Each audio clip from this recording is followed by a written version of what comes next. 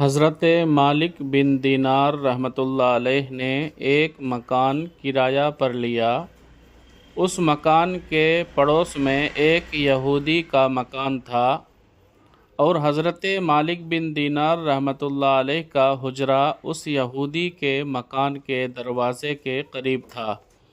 اس یہودی نے ایک پرنالہ بنا رکھا تھا اور ہمیشہ اس پرنالہ کی راہ سے نجاست حضرت مالک بن دینار کے گھر میں پھینکا کرتا تھا۔ اس نے مدت تک ایسا ہی کیا مگر حضرت مالک بن دینار نے اس سے کبھی شکایت نہ فرمائی۔ آخر ایک دن اس یہودی نے خود ہی حضرت مالک سے پوچھا، حضرت آپ کو میرے پرنالے سے کوئی تکلیف نہیں ہوتی؟ آپ نے فرمایا، ہوتی تو ہے مگر میں نے ایک ٹوکری اور جھاڑو رکھ چھوڑی ہے، جو نجاست گرتی ہے اس سے صاف کر دیتا ہوں۔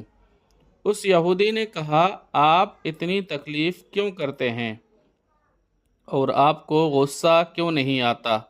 فرمایا کہ میرے پیارے اللہ کا قرآن میں فرمان ہے، وَالْكَاظِمِينَ الْغَيْظَ وَالْعَافِينَ عَنِ النَّاسِ وَاللَّهُ يُحِبُّ الْمُحْسِنِينَ، اور غصہ پینے والے اور لوگوں سے درگزر کرنے والے اور نیک لوگ اللہ کے محبوب ہیں۔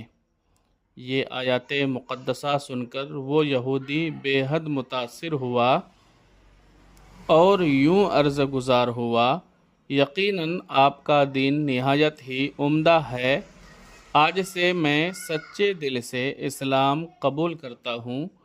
پھر اس نے کلمہ پڑھ کر مسلمان ہو گیا۔